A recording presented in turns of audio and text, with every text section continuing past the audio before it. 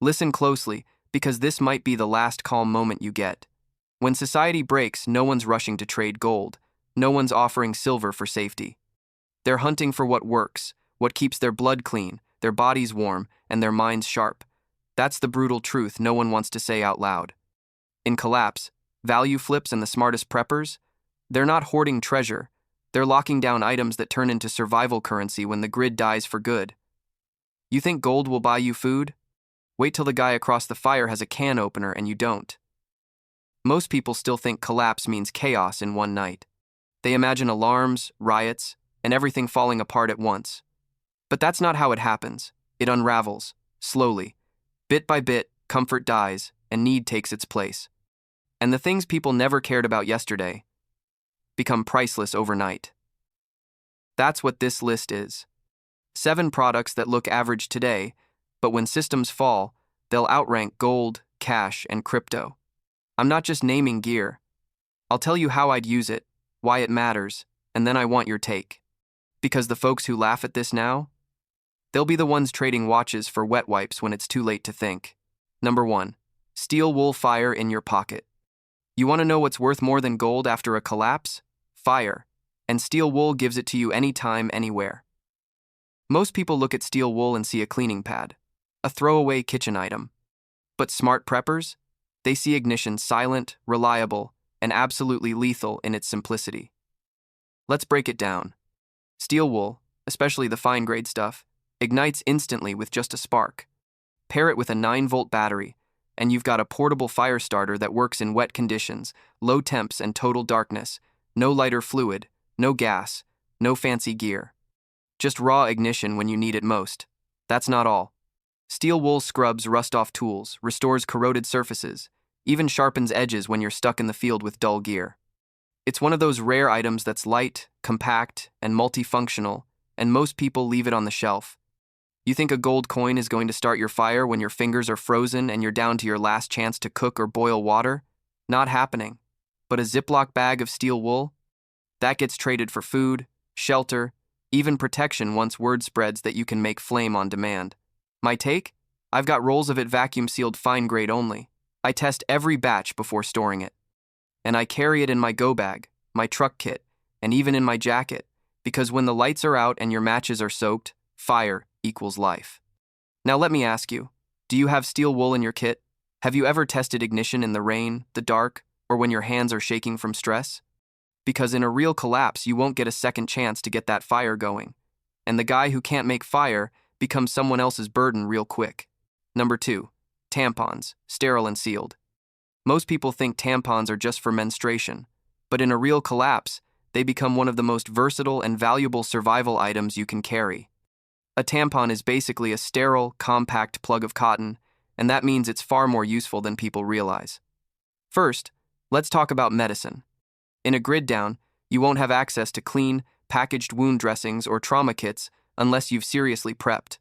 But a tampon can act as a fast-absorbing wound pack. If someone suffers a deep cut, stab, or puncture, and you have no gauze on hand, a tampon can buy you time by slowing or stopping the bleeding until you find proper treatment. That alone makes it worth more than gold when things go bad. But it doesn't stop there. Tampons also double as excellent fire starters. The cotton ignites quickly and burns hot, which makes it perfect for getting a fire going when you're under pressure or working in damp conditions. It's simple, it's compact, and it just works. Tampons can also be used for pre-filtering dirty water before it passes through your purification system. While it doesn't clean the water completely, it helps remove visible debris and particles, which extends the life of your main filter. In a pinch, they can serve as nasal plugs for nosebleeds or smoke exposure. And yes, of course, they still serve their original purpose, and that alone gives them huge barter value in group survival settings. Smart preppers know, emotional needs don't vanish during collapse. Someone dealing with hygiene-related discomfort, panic, or embarrassment is likely to trade gear, food, or favors for a simple solution. You show up with sealed hygiene supplies when no one else has them? That's not just preparedness, that's leverage. What's my take? I always carry tampons in every major kit. They're sealed, sterile, lightweight, and take up virtually no space. I've even used one during a training drill when someone took a blade cut across the thigh, packed it, sealed it, and it worked until we got proper medical care. So think about it. Are you stocked up? Would you know what to do with one if blood started flowing and you had nothing else? Because when panic hits and people are bleeding or desperate, gold won't mean a damn thing. But the guy with real solutions? He runs the show. Number 3, mouse traps, standard snap traps. When people think about collapse gear, they go big rifles, generators, bunkers. But they miss the small things that keep you alive and in control. Mouse traps are one of those items. Cheap, lightweight, quiet, and completely underestimated. The most obvious use? Yes, catching rodents. In a long-term collapse, food storage attracts pests. And if you think you'll just handle it when the time comes, you're already behind. One rat infestation and your food is gone, your shelter smells, and your group is now fighting sickness. Standard snap traps keep things clean and under control without the mess or cost of poison. But that's just scratching the surface. A standard mouse trap is actually one of the smartest multi-use items in your survival kit. Why? Because it's a reliable, resettable mechanical device. That means you can adapt it beyond catching pests. With a little cord or wire, you can use it as a perimeter alarm. You set a trip line to the trap, and when it goes off, you get a loud snap that alerts you. It's silent when idle, instant when triggered, and impossible to miss in the dead of night. You can also use mouse traps to build small game snares for birds or squirrels. With some bait and light rigging, you've got a hands-free trap that feeds you while you sleep. That's passive income collapse style. Mouse traps are also psychologically powerful. Most people overlook them, which makes them incredible barter tools. You show up with 5 brand new snap traps when someone's camp is being overrun by rats? They'll trade you tools, food, even medicine just to reclaim their space. What's my take? I store them in every long-term supply bin. I vacuum seal packs of 5 with string and bait tucked inside.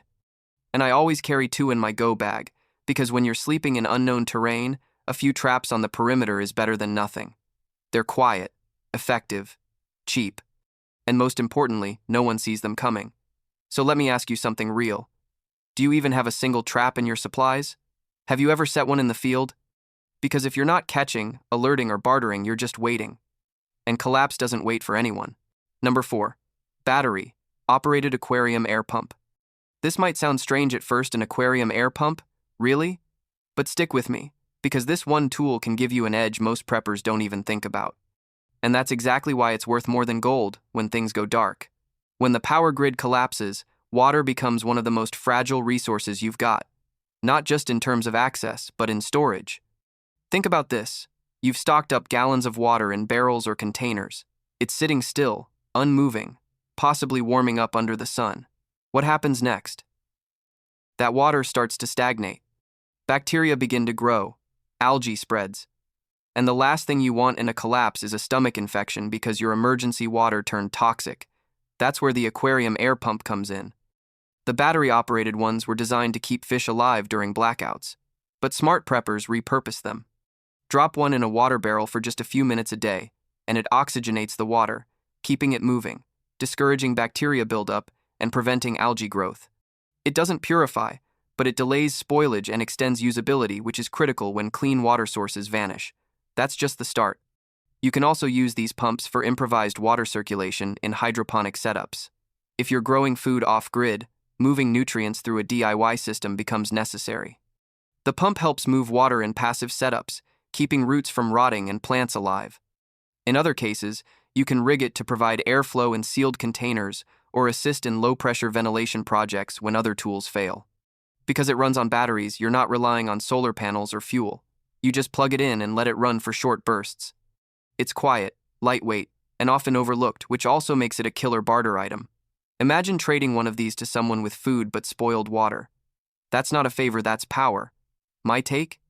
I keep 3 of these sealed, with backup D batteries stored alongside them. I rotate them out, test them every 6 months, and have tubing pre-attached so I can deploy instantly. So here's the real question. Are you just storing water? Or are you protecting it? Because when supply chains shut down, keeping water drinkable becomes just as important as finding it in the first place. Gold won't make your water safe, but this $15 tool might save your entire stash. Number 5, graphite lubricant. When collapse hits, every movement matters. Every door you open, every drawer you check, every trigger you pull, it all needs to work smoothly and silently. And that's why graphite lubricant, not oil, becomes one of the smartest, most underrated survival tools you can carry. Most people think of lubricant and immediately go for oil, WD-40, gun oil, mechanical grease. But in a real-world survival scenario, oil becomes a liability. It collects dust, turns sticky in the wrong weather, and eventually breaks down your gear if overused. Graphite, on the other hand, is a dry lubricant. It's odorless, temperature-resistant, dust-repellent, and whisper-silent. That combination makes it collapse into gold. Graphite is perfect for locks, zippers, hinges, and firearms. It allows silent access to shelters, gearboxes, or storage units without giving away your position. In high-risk zones, where noise draws attention, this kind of low-signature maintenance tool is a tactical edge. You don't want your safe house door creaking loud enough to wake a pack of looters 2 blocks away. You want to move like a ghost. Graphite helps you do that. It also works better in dirty environments. Collapse means dust, debris, broken structures, and sand blowing through compromised areas. If you've ever used wet oil in that kind of setting, you know what happens: grit sticks, movement jams, and suddenly your tool is worse than useless. Graphite doesn't do that. It glides, cleanly, silently. And in a trade economy, where smart people are protecting their tools, locks, weapons, and improvised gear, graphite becomes an item that commands respect. You're not just offering maintenance, you're offering silence, stealth, precision. You're offering control when most people are fumbling with stuck bolts and jammed latches. I carry a small squeeze tube in every bag. It weighs nothing, lasts forever, and has saved me from exposure more than once. I've used it to silently open a fence gate without alerting stray dogs. I've used it to fix a stuck hatch on a rain barrel. I've even used it to help a stranger unlock a rusted bike chain and ended up trading for extra rations just because I had what they didn't. Ask yourself, are you prepped for movement? Not just escape, but movement that doesn't announce you. Because when collapse rewards the quiet, graphite might be the most valuable thing you own, and no one saw it coming. Number 6, mosquito net. Most people underestimate the threat of insects in a collapse. They think of looters, food shortages, or grid failure, but they forget that the smallest threats are often the deadliest. That's where a mosquito net becomes more valuable than gold. In a grid-down world, you're not sleeping in comfort, you're sleeping outside. In cabins, makeshift shelters, vehicles, or open terrain. And when you do, you're exposed to swarms of biting insects, especially in humid or warm climates. One night of bites won't just ruin your sleep. It can break your immune system, spread infection, or even worse, transmit diseases like dengue, malaria, or West Nile virus. No one's thinking about mosquitoes when they're filling up on ammo and canned beans. But when you've got 30 bites on your legs, an open scratch gets infected, and you can't walk the next day, that's when it hits you. Comfort is survival, protection is leverage. A mosquito net solves that instantly. It's lightweight, foldable, and completely passive. You don't need power, you don't need chemicals. You just hang it, zip it, and rest without the constant buzzing that keeps everyone else awake.